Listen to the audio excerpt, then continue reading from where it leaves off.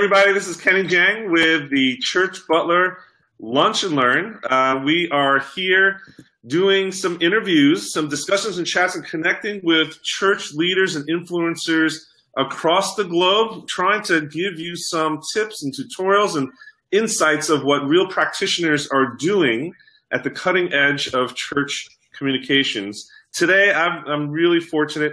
We have our friend Paul Conrad Martin in the house. Welcome to the show. Thanks, Kenny. It's great to be here. So you have been one of those guys that have been around the block. I think everyone. There's this I guess cohort of communicators that have just been around for a while, and I count you as one of them. Really thankful that we are connecting today. Why don't you give the few percent of our audience that have never heard your name before a little bit of background of what your experience is and what you're doing today? Okay. Well, my name is Paul Conrad Martin, and I have worked in the church for probably almost 20 years. I've been doing youth ministry and communications and so many other things. Like most people in churches, we get asked to do everything all at once. So about a year ago, I made the switch into moving into the private realm, and I've been trying to help churches in a different way, which is to help them get the know-how to do all the simple things that they need to do, because I learned to do that myself, because I had, like most churches, a very limited amount of resources. So I now have a site called Conrad Know. It's conradknowhow.com, super simple to remember. And I just teach people how to do all the things that I've been doing in social media and video and storytelling and all the technical things.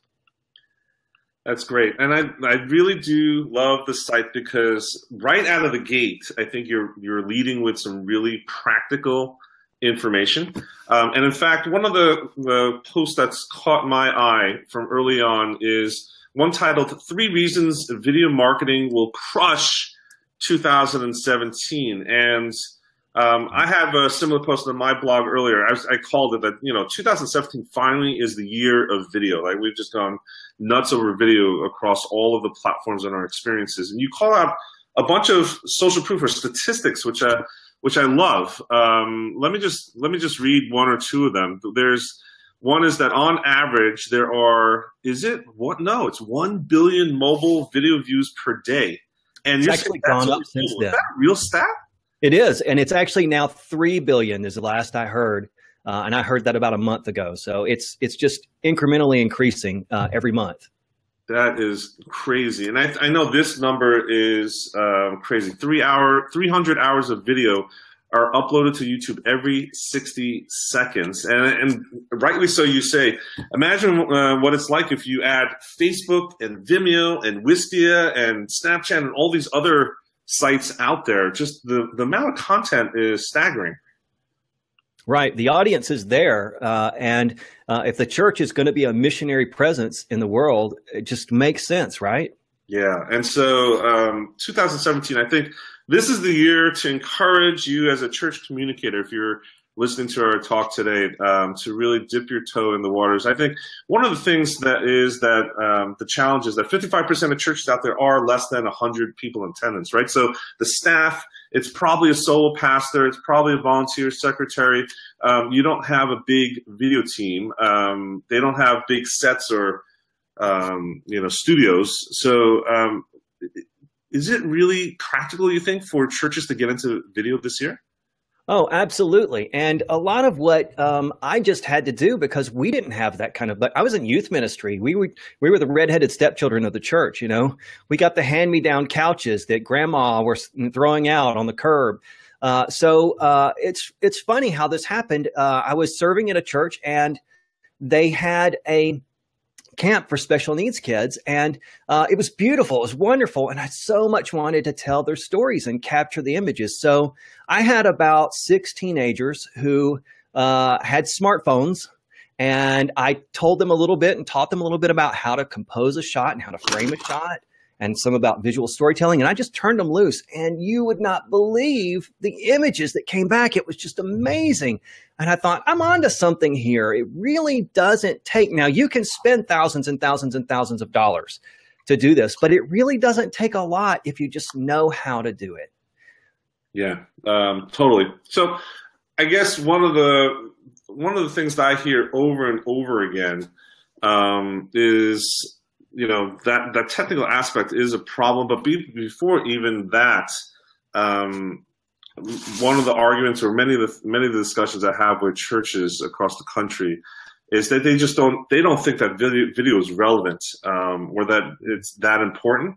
And so I love that you outlined three specific reasons in your post that talk about why video marketing is here, and you need to understand why it's going to crush 2017. So let's go through the first one. You say FOMO, right? FOMO is the fear of missing out, that it's going to become a reality in 2017. What do you mean by that in particular? Well, there's this element of we always want to be involved, and you see it in social media all the time. Somebody posts something and you wish you were there when they post it. You wish you were there to experience it with them. And, we all have that fear of missing out, that fear of not being able to be a part of the experiences that our friends share. And some of that is kind of alienating for us. I tell the story on the post. I grew up in a very rural area of Alabama, even though my speech doesn't represent that as well as it used to. And I didn't have cable. And I didn't have cable until I was a senior in high school. And all my friends had cable. And so they were watching all these shows, and they'd come to school and they'd talk about it. And I wouldn't know what they were talking about. So it was alienating for me to not have all those things. And I think the church risks that as well. And anybody who doesn't understand that this is just a new reality. If you read the statistics before this in the post, everybody's watching video. And, I just think of this. Jesus, so long ago, he knew how to connect with people. And the way he did it was through storytelling. And that was the medium of the day. They used that as a way to relate to each other and connect. Well, how do people connect nowadays? Through video. We're watching TV, but we're not just watching TV anymore. That's old. Now we're watching on our phones. We're watching on smart devices, Roku and Netflix. And it's the Netflixing of the church. It's being able to be in everybody's home and wherever they are, in the car, at school, at work, and we can connect with video in a very, very easy way. So here, one of the things that you are really pointing out, the elephant in the room, is that, look, on a competitive basis, if you're not going to get into video in 2017, your competitors, the churches in your neighborhood down the street that are trying to reach those new people in your neighborhood, they're getting into it and they're getting that exposure, right? That's right. And, I go back to this experience I had. I was interviewing for a position at a place, and they said, hey, we need some help with our with our devotionals. They were printing out a week's worth of devotionals, and they were handing them physically to kids as they went out the door. And I said, well, how's that working? And it wasn't. It was a flop. I mean, all the stuff was winding up on the floor in the garbage can. And I just, on one of those spur of the moment kind of decisions, I said, well, what about a place where they already go? What about a place where all the teenagers already go? It's the first thing they pick up in the morning, the last thing they put down, their smartphone. What if we delivered content straight to them? And it was just one of those things. It just made sense.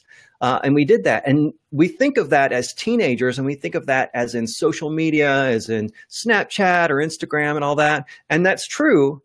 But the average consumer now is much older, and video is the medium that's going to just really make a difference in the next year. It already is, but we're going to see it even progress more than that. Yeah, yeah. The second point you make in this, I think, is something that I make. It's my heart sinks when people don't get this point. And you say businesses will finally start using video the right way, right? The problem is in the past that, just being present, just because if you're an early adopter, you can win. And there are people that are crushing it on video right now. But right now, we're getting to the point where people are starting to really understand the medium and use it properly, right? So tell us a little bit about that, especially with some of these social media live elements, Facebook Live, Instagram, stories, etc. Talk about it in that context for us. Right. Well, it used to be, and we would see those local commercials, come on down to Joe's barn and we'll give you some carpet, and we'll make a good deal on it. And it was just it almost was bad press, but it was so bad that people liked it and would kind of watch it. And I think the church has been doing that in some ways, and some have been really great in doing it. But what they're measuring now for video is not that you have a video in a certain place. It's not enough just to have a video on YouTube or Wistia or on your homepage. It's not enough just to have a picture of your pastor sitting in front of a bookcase, telling a story in a very placid way. What's going to happen is, because so many people are using video, the standard for creating those is going to go up and up and up. And you want to think that now you have to buy a studio and all this kind of stuff, but it really is just how to be engaging.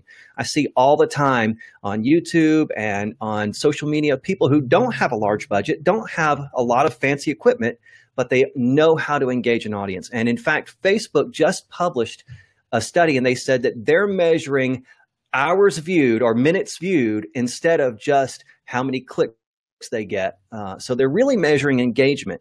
And what you want to be in, if you're going to be in this game, is to do it right. And to do it right, you want to tell stories that connect with people already. And I think that's where everybody's going to be going. And man, there's so much potential for that in ministries across the nation. Yeah.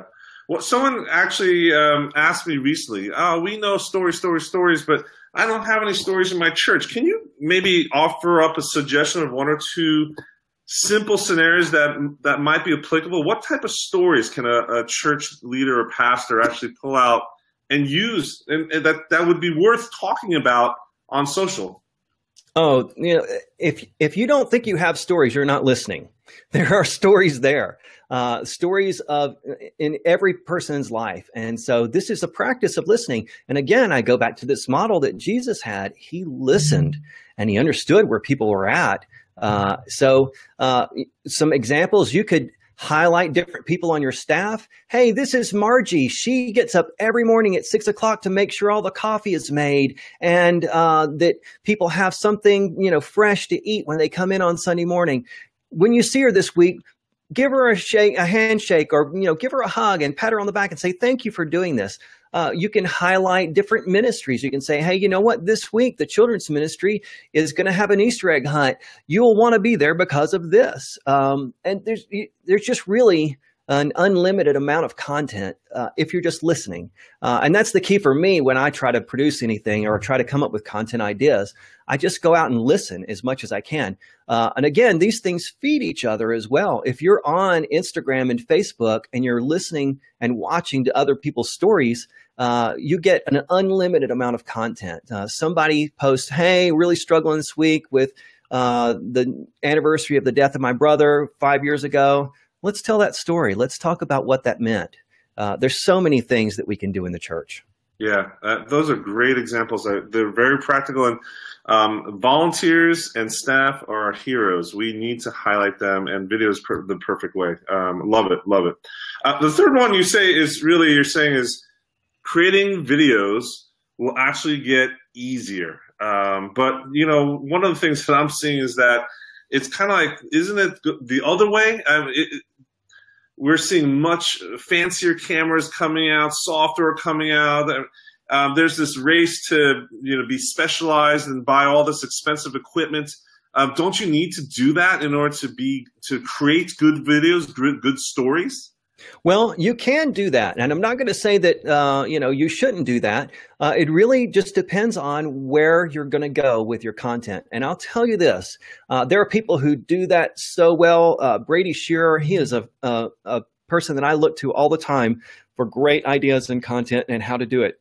But because so many people are going to be making video, and because it's going to be focusing on engaging people, and a lot of it is going to be live like this right here. Right now, all of my equipment here is less than $150 apart from my laptop, and I could have done this on a smartphone. What's happening is it's not the quality of how many pixels you have in the screen and all of that kind of stuff. What it really comes down to is engagement. And again, if you're smart and you think about things a little bit and you present content the right way, you can do it. You can do it with just a smartphone. I have probably 20 channels that I follow of people who just put their smartphone right up on a stand and they talk to the camera and create great content that's incredibly helpful. Yeah, yeah. But lighting is number one. So you are well lit right now. I was testing out. I usually have actually a soft light box with me today. Let me show you. I'm testing out my little. I got a new selfie ring light. Oh, nice. Oh, look at this. The mini it's diva ring. Better without the ring light than with the ring light. This obviously is not working that well, but you're very well. You're saying you're not using equipment that's thousands of dollars on your side right now to light you and your screen right now? No, I've got an umbrella right here, and behind it is a $20 LED light, and the other $20 LED light is right here. I've got both of those, and that's it. That's all I have. Gotcha. And it's not, and where do churches even look for that type of equipment? Do they need to go to a specialized photo store? How do they find that type of equipment? I order almost all of mine on Amazon. Really? Umbrella lighting kit, the umbrella lighting kit I got was $50. The LED lighting kit I got was, I think, $60 for 3 of them with stands and everything. So it's really, what's happening, I think, is there are churches and ministries that are buying a lot of equipment to get in there and do a lot of great things. But unless they have someone who knows how to operate it, they still don't really have good content, and they still don't really have a good video to show for it. With somebody who doesn't have a lot of awesome equipment or anything like that, if you have a good story and you just have a little bit of know-how, here's how to frame the shot, here's how to compose the image, here's how to keep flow going in your story. When you get to that point, then the equipment is secondary. Yeah, I love it. One of the resources that you do have on your site that I recommend for everybody, I think it's still there, right? It's video packages for beginners that won't break your bank. Right. And you talk about some of even the jargon that everyone uses, lavalier mic and gaff tape and stuff like that, right? So that's something that's available on your site. Right. The whole site and the concept of the site is to help people use whatever they have to make great videos. And you can, like I said, Casey Neistat grew his channel to an amazing following. And for the most part, he used almost, no equipment at all. He started out with an iPhone, or actually a Samsung phone, and then he moved to an iPhone, and then he got a little bitty point and shoot camera, and he just moved up the scale. It really matters more about how to know what you're doing with the equipment than it is to have the equipment. So I have a blog post on the equipment you can use, and I have packages from $100 all the way up to a couple of $1,000. And the big thing really I'm trying to help people with is just to know how to do what all they need, all the things they need to make great videos. Yeah, definitely. Well, I love your site. That everyone needs to check it out, bookmark it, and really, I guess, what's the first place you would point people on your site? What should they be searching for? What should they be looking for if they're trying to get into video on your site? What are some of the resources that people should be looking out for? Well, I think I anticipated that, and I tried to with people who'd come on, because at the very top of my site, there's a Start Here button, and it will take you down either the graphics train. It's kind of a choose your own adventure, if you remember those books. So you can do the graphics, you can do video, or you can do branding, and I think all of those are important. But if you're wanting to get started in video, click that video button, and it'll take you to all of the blog posts on video. It'll talk about storytelling and the power of storytelling, how to compose shots, how to use technical equipment to make everything look right and sound right. Sound is just as important as visual when it comes to video. So all of those things are covered in those. And I keep creating more and more content because my goal is to help as many people as I can just make great content. Yes, yes. So if people wanted to really reach out and connect with you directly after today's talk, what's the best way to do that? What's some of the better ways to reach out to you and connect? Well, I'm on Instagram. It's Conrad Martin KH for Conrad Know How. So Conrad Martin KH. Same thing for Twitter, and I have a YouTube channel that you can check out. But mostly it's just through my site, and I have a Facebook community. If you subscribe to the content on the site, then you can go to my Facebook community. It's a private community where we can all encourage each other. We kind of share our first pancakes, those ones that we maybe don't want to publicize. But it's a great community because when you do that, you can get help, and you can say, I tried to do this, it didn't really work. Does anybody have any advice? And surprisingly, there's always somebody with advice about how to make things better. Nice, nice. Well, thank you so much. And I love the fact that you really are accessible and you're putting all this stuff out there. And this is the part that I have, and what I try to do in my ministry for churches also, is just be so realistic and practical. Everyone doesn't have these 4-digit, 5-digit budgets that they can spend every year. And doing something, starting where you are, as we say, version 1 is better than version none. Get started, and you'll learn along the way, right? Incremental gains every day. And I think that you share the same philosophy, and you're really putting that out there in terms of tutorials and practical things, not just these concepts and things that are 10,000 foot in there. So I really appreciate what you're doing for churches out there. So thank you so much for that, Paul. Thank you, Kenny. So thank you. We definitely need to have you back on here. Maybe next time we'll actually go through, maybe you can do a little tour of the different types of lighting that people can get, and actually do a show and tell. Maybe that's a great next segment that we can have you on the show again. I'd love to do that. Okay, thank you so much for being with us for today's Lunch and Learn. Everybody else, if you loved today's episode, go visit ConradKnowHow.com. Also, would really appreciate it if you thumbed up and smashed that like button for this episode. Give us some feedback and comments so that we can actually bring other practitioners across the kingdom here into the Lunch and Learn environment, so that we can give you some tips and tricks and share our experiences so that you can bring your kingdom further to your communities. Thanks so much for visiting. Catch you next time here on Church Butler's Lunch and Learn.